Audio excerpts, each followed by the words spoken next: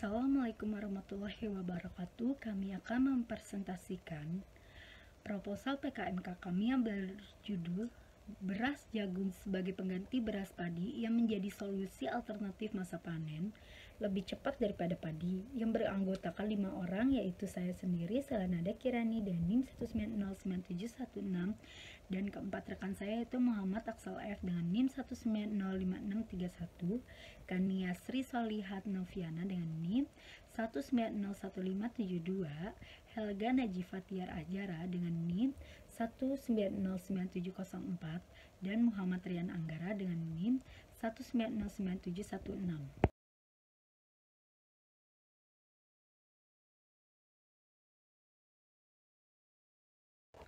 Latar belakang. Beras merupakan makanan pokok masyarakat Indonesia sejak zaman dahulu yang menjadi sumber gizi masyarakat Indonesia berupa karbohidrat, protein, dan lainnya. Berdasarkan data Kementerian Pertanian, tingkat konsumsi beras sebagai makanan utama masyarakat Indonesia mencapai angka 92,9% per kilogram per kapita dan per tahun. Data tersebut menunjukkan bahwa Indonesia sangat bergantung pada salah satu bahan pangan ini. Namun, di Indonesia selain beras, kaya juga akan sumber daya alam termasuk pangan lokal non-beras seperti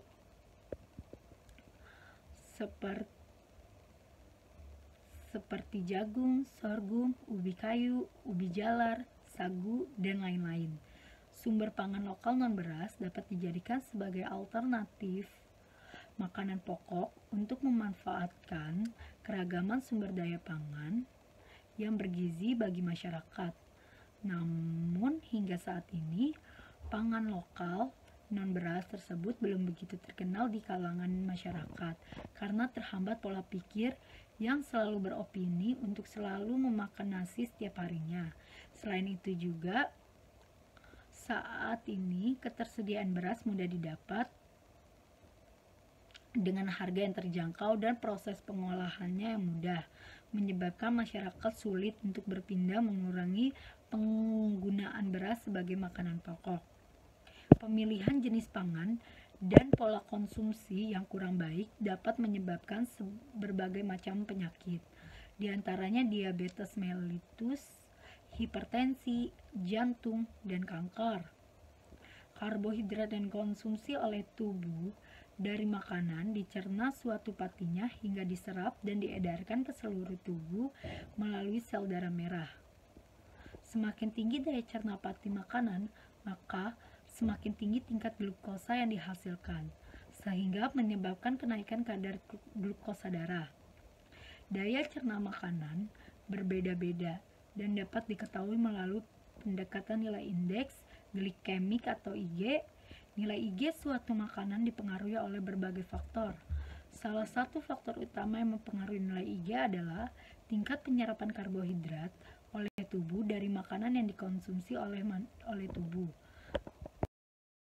Baik, selanjutnya perumusan masalah. Sampai saat ini, olahan pangan non-beras hanya sebagai tepung pangan, kue, atau jajanan, sehingga tidak dapat dijadikan sebagai makanan pokok pengganti beras.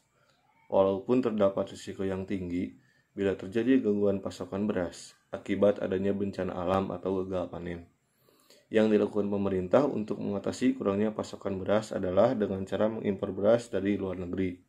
Namun ada strategi yang lain yang dapat dilakukan, tidak hanya oleh pemerintah, melainkan juga oleh masyarakat untuk mengatasi permasalahan tersebut, yaitu dengan cara program diverifikasi. Selain beras, sumber pangan lokal Indonesia terdapat pula jagung, sorghum sebagai bahan pokok.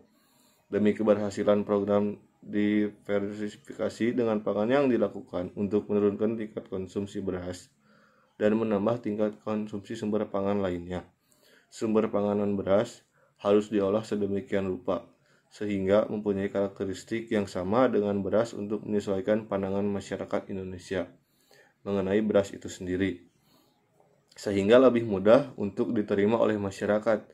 Selain salah satu contoh hasil pengolahan bahan pangan yang berpotensi menarik minat masyarakat adalah beras analog.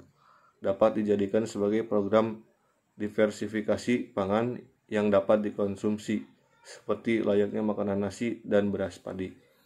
Beras analog merupakan produk olahan yang berbentuk seperti butiran beras yang diolah dari bahan pangan non-beras.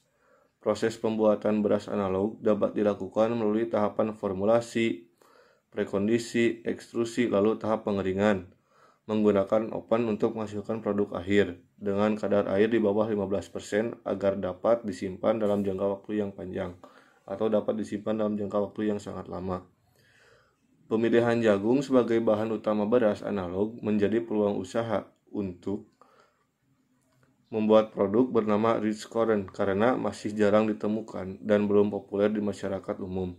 Berdasarkan penelitian, beras analog yang dibuat dari bahan baku jagung mengandung serat pangan tinggi dan bernilai indeks glikemik sebesar 47,09 kadar fenol, 0,10 mg sampel dan serat pangan 5,22%.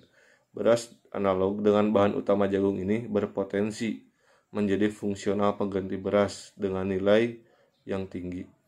Mungkin dari sana dapat disimpulkan bahwa perumusan masalah itu beras bisa digantikan dengan jagung. Ya, contohnya dengan salah satu produk yang akan kita buat. Rice corn adalah beras analog berbahan dasar jagung yang termasuk produk olahan berbentuk seperti butiran beras tetapi dibuat dari bahan non-beras.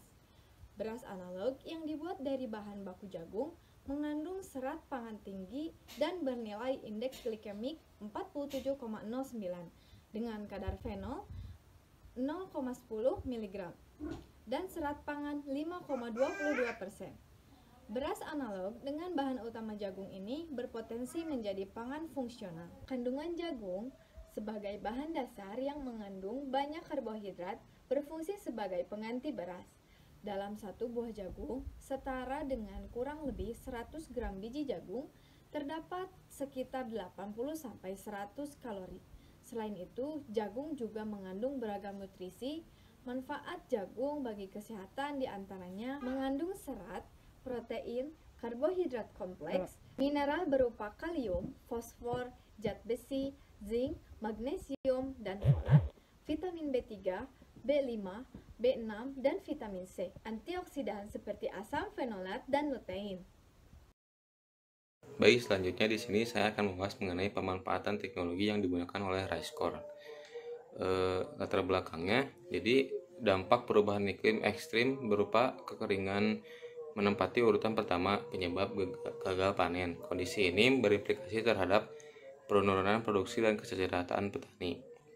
Menurut Hadi pada tahun 2000, selain berpengaruh langsung terhadap tingkat produksi tanaman pangan, perubahan iklim juga memiliki pengaruh tidak langsung yang dapat menurunkan produktivitas tanaman pangan. Dengan meningkatnya serangan hama dan penyakit pada musim hujan, berkembang penyakit tanaman seperti kresek dan blast pada tanaman padi, antar moksa pada cabai, dan sebagainya. Pada musim kemarau, berkembang hama penggerak batang padi, hama belalang, kembara, dan trips pada cabai dalam Biono 2007.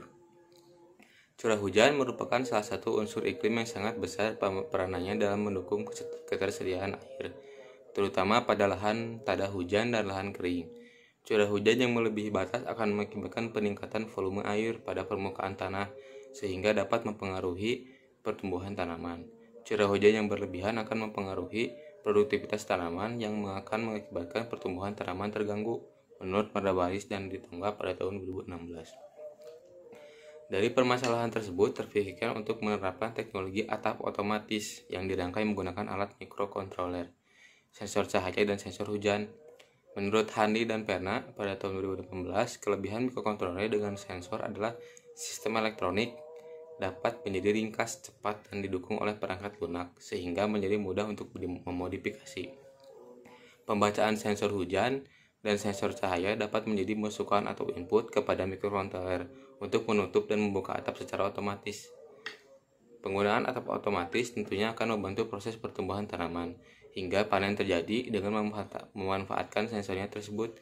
Ketika panas matahari terlalu terik untuk tanaman jagung, maka atap bisa tertutup dengan sendirinya. Ketika hujan sudah mengguyur tanaman, atap tersebut bisa langsung menutupi melindungi tanamannya Seperti yang dikatakan sebelumnya bahwa alat mikrokontroler itu bisa dimodifikasi, maka kita bisa mengatur sensor tersebut akan menutup atap secara otomatis sesuai yang kita butuhkan.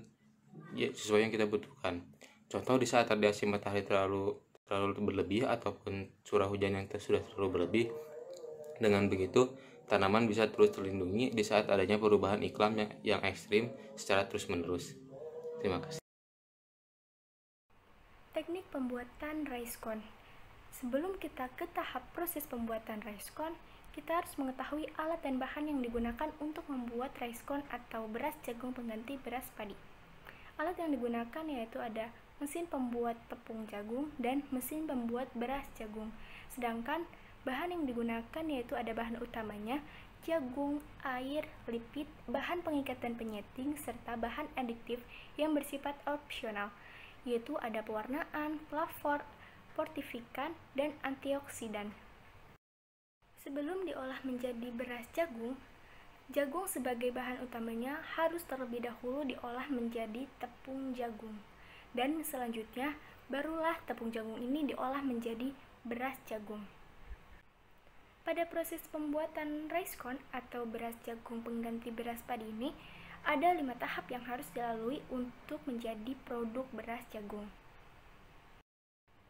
Tahap pertama untuk membuat rice cone atau beras jagung ini, yang pertama ada formulasi, kedua ada prekondisi, ketiga ada ekskrusi, keempat ada pengeringan, dan yang kelima yaitu produk jadi menjadi beras jagung atau yang dinamakan rice cone. Saya akan menjelaskan satu persatu tahapan untuk membuat rice cone atau beras jagung ini. Tahapan yang pertama yaitu ada tahap formulasi. Tahapan formulasi ini bertujuan untuk membuat campuran bahan baku beras jagung dengan komposisi yang diinginkan. Jagung sebagai bahan utama harus terlebih dahulu diolah menjadi tepung jagung sebelum dijadikannya bahan utama yaitu beras jagung. Untuk mendapatkan tepung jagung, jagung tersebut harus diolah atau digiling untuk mendapatkan ukuran-ukuran partikel yang ditentukan. Tahapan yang kedua yaitu tahap prekondisi. Pada tahap prekondisi, campuran bahan baku hasil dari tahap formulasi dipertahankan pada kondisi yang hangat dan basah dalam waktu yang telah ditentukan, yaitu sekitar 15-30 menit.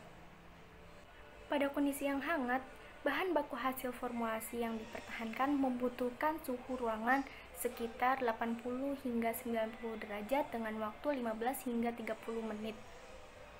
Prekondisi ini dibutuhkan agar bahan baku yang telah dipertahankan dari tahap formulasi memiliki kadar air dan kukus atau stream yang sesuai dengan takarannya. Tahap yang ketiga yaitu tahap ekstrusi. Pada tahap ekstrusi, bahan baku akan mengalami proses pemanasan lagi pada suhu yang sedikit lebih tinggi dibandingkan pada proses sebelumnya, yaitu pada proses prekondisi. Di samping itu, bahan baku juga akan mengalami proses homogenisasi yang lebih lanjut, pengaliran atau sharing, dan pembentukan ketika dikeluarkan dari percetakan.